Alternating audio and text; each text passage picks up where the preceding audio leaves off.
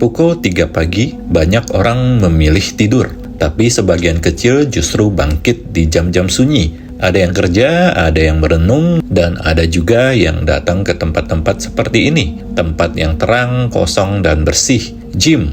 Bukan untuk cari teman, bukan untuk konten, tapi untuk melawan diam. Dan diam bisa menyembunyikan sesuatu yang lebih berat dari sekedar beban besi. Eko menjalani hari-harinya terbalik, tidur siang, bangun malam, seorang freelancer desain yang kerjanya bergantung pada klien luar negeri. Ia suka malam karena malam lebih jujur, lebih sunyi, lebih aman. Gym 24 jam di Kelapa Gading itu jadi pelariannya. Setiap pukul 2 dini hari ia datang. Langkahnya familiar dengan bunyi lantai karet dan hembusan AC yang tak pernah mati. Ia suka tempat ini karena kosong, sepi, dan tak ada yang mengganggunya kecuali pikirannya sendiri. Awalnya semua berjalan biasa, ia angkat beban, kardio ringan, kadang hanya duduk di pojok sambil melihat cermin. Tapi entah sejak kapan ada sesuatu yang berubah. Beban-beban itu terasa semakin berat meski angka-angkanya tetap sama.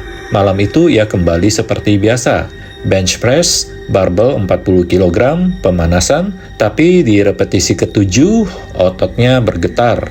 Nafasnya tak stabil, beban itu seperti melawan balik. Seolah ada kekuatan lain di ujung barbel menarik ke arah berlawanan. Ia berhenti, duduk, nafasnya berat. Keringat dingin keluar bukan karena kelelahan, tapi karena ada yang tak beres. Di depan, cermin besar memantulkan tubuhnya, tapi dalam pantulan itu ia melihat sesuatu yang tidak sesuai. Ada sosok lain, kabur, tak bergerak, tinggi, berotot, berdiri jauh di belakang.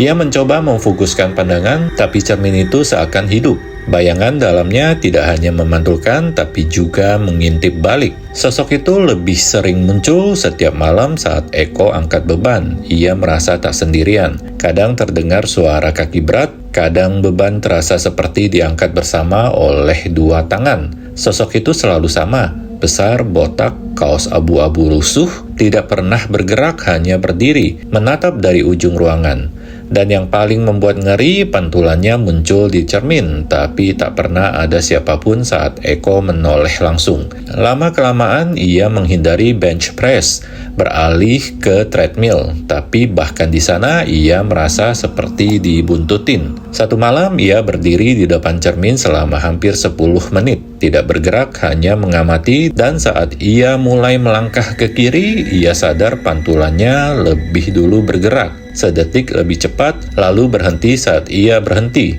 Mereka tidak lagi sinkron.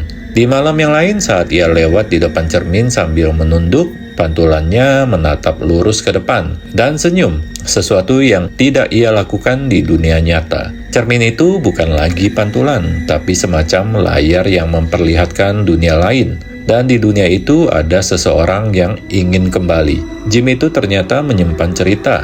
Beberapa bulan sebelumnya, seorang binaragawan ditemukan tewas di pagi hari. Tubuhnya terjepit barbel 200 kg, sendirian.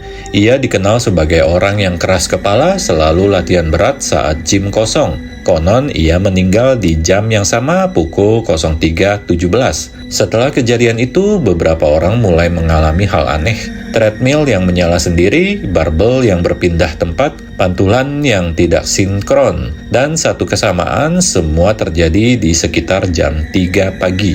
Malam itu Eko memutuskan merekam sesi latihannya, bukan untuk konten tapi untuk bukti. Kamera kecil ia letakkan di rak, ia mulai bench press.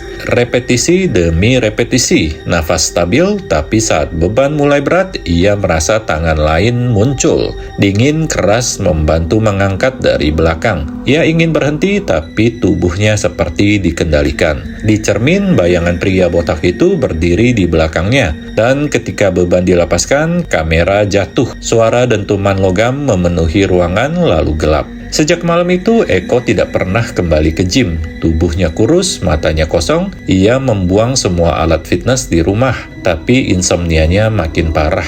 Karena setiap pukul 3.17 pagi, ia terbangun dan melihat pantulan wajah lain di cermin kamarnya. Wajah seseorang yang terus berlatih, seseorang yang belum menyelesaikan repetisi terakhirnya.